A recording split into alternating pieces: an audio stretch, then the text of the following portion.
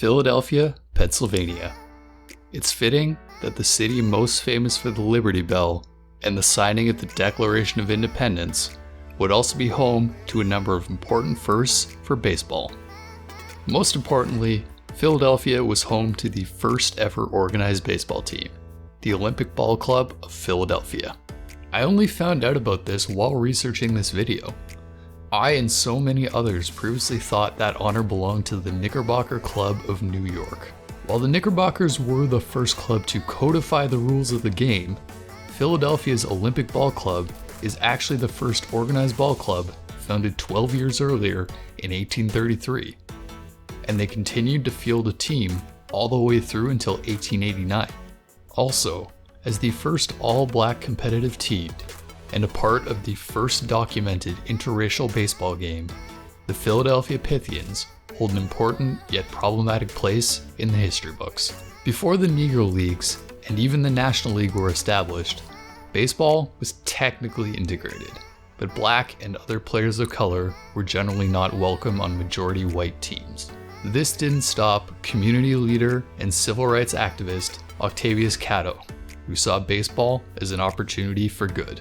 Catto and other black civil rights leaders at the time would meet at local baseball games to discuss plans for future activism. One of those plans was the Pythians. He believed he could give legitimacy to the lives of black Americans by fielding a competitive all-black baseball team that could beat white teams who saw them as inferior human beings. They would play their first full season in 1867 with Catto as their manager and shortstop.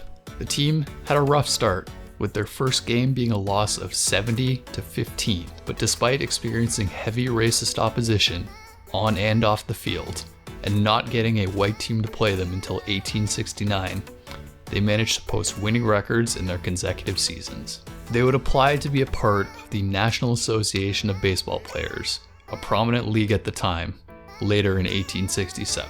The league would deny their application, ruling that no team with one or more colored players would be allowed into the league. This official ruling set a precedent that would last for a long time. The team would unfortunately dissolve after Octavius Catto's death in 1871, where he was assassinated on his way to the polls in the first election black men were given the right to vote. This was well before Major League Baseball as we know it, and baseball has continued to be hugely popular in Philadelphia. The Phillies have called Philly home since 1890, and the Athletics were their crosstown rival from 1901 to 1954. Philadelphia's brotherly love extends to its food as well. While its cuisine is actually quite diverse, everybody knows about the cheesesteak. To make our own, we'll start with the buns. Combine 6 grams of active dry yeast with 260 grams of warm milk. Dairy-free milk works too. Let that sit for 10 minutes until your yeast is frothy and bubbling. If it's not bubbling by then, you might need new yeast or your milk is too hot. In a large mixing bowl, pour in 400 grams of flour, 8 grams of salt, 10 grams of sugar, and whisk that all together. Once the yeast is bloomed, add in 20 grams of olive oil and the yeast mixture to the flour. Bring that all together with your hands until it's a single mass of dough. Cover it and let it rest for 15 minutes. Grab your dough and put it onto a flour-covered work surface and knead it for 10 minutes until it's smooth and stretchy. Lightly oil your mixing bowl, placing your ball of dough inside and cover it up with plastic wrap or a kitchen towel. You might notice I end up switching to a towel at some point in the video. You're looking to let the dough rise for about an hour or however long it takes to double in size. Once that's done rising, punch it down and put it back out onto a floured work surface. Cut it into 4 equal parts and with your hands work it into a long rectangular shape about 8 inches long. Carefully and tightly roll the piece of dough up and pinch the seams to seal it. Gently and evenly roll out the piece of dough until it's about 10 inches long.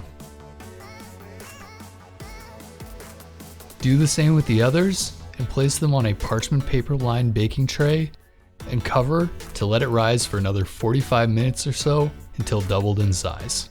Once the buns are done rising, brush the tops with egg wash and cut a line across the top with a sharp knife or a razor blade.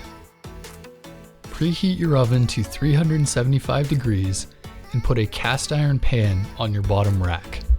Once the oven is preheated, add your buns to the middle rack and pour some ice in your cast iron. Bake the buns for about 20 minutes, rotating halfway through.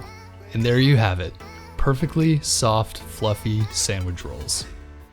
If you like your cheesesteak with onions, cut a white or sweet onion into a medium to large dice. In a cast iron pan or flat top griddle, melt about a teaspoon of animal fat and saute your onions on medium heat with a pinch of salt. Cook them until they're translucent with a little bit of color. You're looking for them to be cooked through but not caramelized. For the main event, most Philly cheesesteaks use thinly sliced ribeye.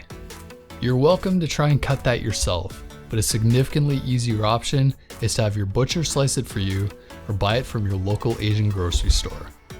They'll often sell pre-sliced meats for use in hot pot. Most of the time, the steak will be chopped up on the grill, but I don't have that option, so I pre-slice the steak before adding it to the pan. Cook your steak in the same pan as the onions. Don't add in any salt or pepper, as you want the flavor of the steak itself to be the star. You're looking for it to be cooked through, but not seared with any additional color. Finally, the cheese. The consensus seems to be that Cheese-wiz is the original and slightly more popular topping. Heat up your Cheese-wiz in a pot or microwave and cover the inside of your bun with the hot cheese. Then finish this sandwich up by filling the bun to bursting with steak and onions. Before you bite into this monstrosity, there is one more essential step to recreate the authentic experience of eating a cheesesteak at a Phillies game.